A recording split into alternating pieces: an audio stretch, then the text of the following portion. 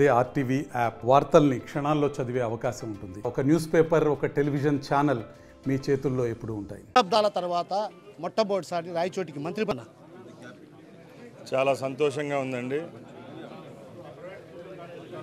నాకు చంద్రబాబు నాయుడు గారి నాయకత్వంలో పనిచేసే అవకాశం రావడం, అలాగే స్వాతంత్ర్యం వచ్చిన తర్వాత మొట్టమొదటిగా రాయచోటి నియోజకవర్గం నుంచి ఎన్నికైన ఎమ్మెల్యేలకు ఫస్ట్ టైం మంత్రివర్గంలో చోటు తగ్గడం, ఇది మన ప్రాంత ప్రజలు చేసుకున్న అదృష్టము.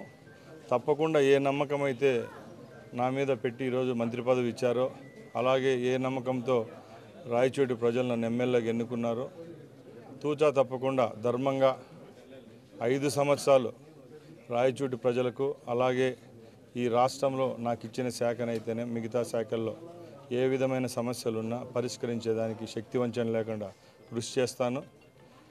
నాకు అతి తక్కువ వయసులో ఈ క్యాబినెట్లో చోటు దక్కడం, నా మీద నమ్మకంతో ఇచ్చిన మా నాయకులు చంద్రబాబు నాయుడు గారికి, అలాగే మా ప్రధాన కార్యదర్శి లోకేష్ బాబు గారికి మీ తరపున మరొకసారి ధన్యవాదాలు తెలియజేసుకుంటున్నా.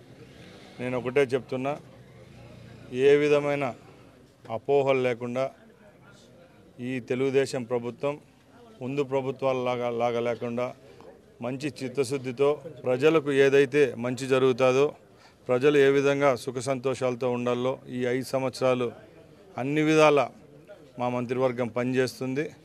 చంద్రబాబు నాయుడు గారు ఒక దార్శనికుడు. ముందు 14 సంవత్సరాలు ముఖ్యమంత్రిగా చేసినప్పుడు ఈ రాష్ట్రానికి ఏ విధమైన అభివృద్ధి ఫలాలు అందాయో, ఈసారి తప్పకుండా దానికి రెట్టింపుగా ఈ రాష్ట్రంలో మంచి జరుగుతుందని మీ అందరికీ తెలియజేసుకుంటున్నా. జై హింద్. అన్న, ఇప్పటికే మీరు ఉచిత బస్సులు మేనిఫెస్టోలో భాగంగా మహిళలకు ఉచిత బస్సు అన్నారు. అది ఎప్పటి నుంచి అమలు చేయబోతున్నారు, ఏంటి పరిస్థితి? ఎంపీసీ బైపీసీ విద్యార్థులకి ఒక వరం CA/CMA కోర్సులు. CA/CMA చదివే విద్యార్థుల్లో 40% మంది ఎంపీసీ మరియు బైపీసీ విద్యార్థులే. Master Minds. మీరందరూ చూశారు, మొన్న ఫస్ట్ సంతకమే చంద్రబాబు నాయుడు గారు ఏవైతే హామీలు ఇచ్చారో దాంట్లో 5 దానిలను అమలు చేసే విధంగా పెన్షన్స్ అయితేనేమి, స్కిల్ డెవలప్మెంట్ అయితేనేమి, దీని మీద సంతకం చేయడం జరిగింది. ఈ ఉచిత బస్సు ప్రయాణం గురించి మీ అందరికీ తెలుసు. మన పక్క రాష్ట్రాలైన కర్ణాటక, అలాగే మన తెలంగాణలో జరుగుతూ ఉంది.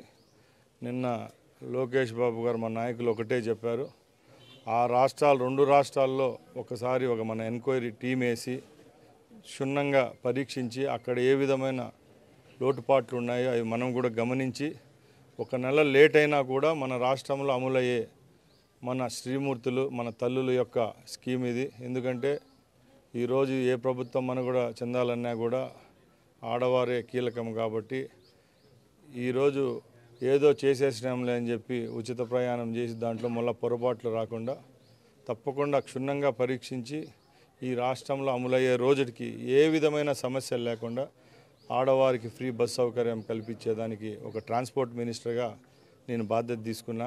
తప్పకుండా అమలు చేసేటప్పటికి క్లియర్గా చేస్తాం.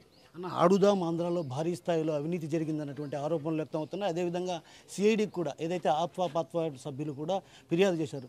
మీరు బాధ్యతలు తీసుకున్న వెంటనే చేయబోయే. నేను నిన్న కూడా చెప్పాను ప్రెస్ మీట్లో, మొన్న పేపర్లో కూడా, టీవీల్లో, సోషల్ మీడియాలో చూడడం జరిగింది. గత 6 నెలల నుంచి మీరు ఏదైతే చెప్పారో దాంట్లో 100 కోట్లు స్కామ్ జరిగిందని.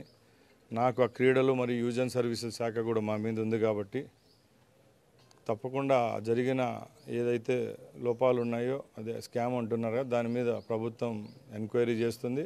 అలాగే అవే పథకాలు కాకుండా కానీ రేపు తెలుగుదేశం ప్రభుత్వంలో యువతకు ఏదైతే మేలు జరుగుతుందో, ఏ విధమైన ఈ కార్యక్రమాలు చేపట్టాలో మేము ఒక కమిటీ వేసుకొని మన రాష్ట్రంలో అన్ని విద్యా సంస్థల్లో, ప్రైవేట్ మరియు గవర్నమెంట్ విద్యా సంస్థల్లో నైపుణ్యంగా ఎవరైతే శిక్షణ ఇస్తారో అది కూడా వాళ్ళకు మానసికంగా, శారీరకంగా ఉపయోగపడుతుంది స్పోర్ట్స్ అనేది. దాన్ని ఒక క్లాస్గా చేర్చేదానికి కూడా ఈ ప్రభుత్వం చర్యలు తీసుకునే దానికి ముందుంటుంది. తప్పకుండా ఇవన్నీ ఏదో దుందుడుకుగా ఒక హామీలు ఇచ్చేసి నెరవేర్చుకోవడం కాదు. ఏది చేసినా కూడా క్షుణ్ణంగా పరీక్షించి ఏదైతే ప్రజలకు మేలు అవుతుందో అది చేసేదానికి మేము సిద్ధంగా ఉన్నాం. చివరిగా ఒక మాట, రోడ్డు రవాణా శాఖ పైన కూడా, రవాణా శాఖకు సంబంధించి భారీ స్థాయిలో ఆరోపణలు ఏదైతే అవినీతి జరుగుతుందంటే కొంతమంది అధికారుల వల్ల ఫైల్స్ కదలడం లేదన్నటువంటి ఆరోపణలు ఉన్నాయి. మీరు బాధ్యతలు తీసుకున్న వెంటనే దీన్ని ప్రచారం చేసే దిశగా అడుగులు ఏమైనా వేస్తున్నారు? తప్పకుండా మీకు అందరికీ తెలుసు, రవాణా శాఖ అంటే కేవలం దాంట్లో ఆర్థికంగా డబ్బులు రావడమే కాదు, ముఖ్యంగా మన జీవితాలన్నీ రోడ్డుపైకి పోతే మళ్ళీ గమ్యస్థలానికి చేరుకునే వరకు మనం ముందుకెళ్ళాలా. అలాంటి కాకుండా ఈరోజు ఏ గ్రామాల్లో చూసినా, హైవేలలో చూసినా, చిన్న రోడ్ల నుంచి హైవే రోడ్ల వరకు ఎన్నో యాక్సిడెంట్లు జరుగుతున్నాయి. ముఖ్యంగా నేను కూడా మా తండ్రి గారిని కోల్పోవడం కూడా యాక్సిడెంట్లు కాబట్టి తప్పకుండా రాబోయే కాలంలో వచ్చే 5 సంవత్సరాల్లో ఈ రాష్ట్రంలో ఎంత తక్కువైతే అంత యాక్సిడెంట్లు తగ్గించేదానికి రోడ్డు ట్రాన్స్పోర్ట్ మినిస్టర్గా మేము చర్యలు తీసుకుంటాం. ఇది ఒక రోజులో జరిగే చర్య కాదు. ప్రభుత్వం ఎన్ని చర్యలు తీసుకున్నా కూడా అవగాహన అనేది ఉండాలి వాహనదారికి. కాబట్టి తప్పకుండా అందరికీ వాహనాలు ఎవరైతే నడుపుతారో వాళ్ళందరికీ ఒక అవగాహన సదస్సులు ఇలాంటివి చేసి తప్పకుండా రాబోయే కాలంలో అయితే శక్తి వంచన లేకుండా ఎన్ని మినిమైజ్గా చేయగలుగుతాం అది చేసేదానికి చేస్తాం. ఏదైతే మంత్రిపదవి దక్కడం తాను హర్షించదగ్గ విషయం. ఎందుకంటే ప్రధానంగా రవాణా శాఖలో జరగాల్సినటువంటి మార్పులు, అదేవిధంగా ప్రచారాలను కూడా త్వరలోనే చేయబోతున్నాం అన్నటువంటి విషయాన్ని మనతో పడినటువంటి మంత్రి రాంప్రసాద్ రెడ్డి గారు చెప్తున్నారు. కెమెరా పర్సన్ నాయస్రావుతో కిషోర్, RTV, రాయచోటి నుంచి. మరిన్ని వీడియోస్ కోసం ఛానల్ ని సబ్స్క్రైబ్ చేయండి, లేటెస్ట్ అప్డేట్స్ కోసం వాట్సాప్ ఛానల్ ని ఫాలో చేయండి అండ్ లింక్ డిస్క్రిప్షన్ లో ఉంది.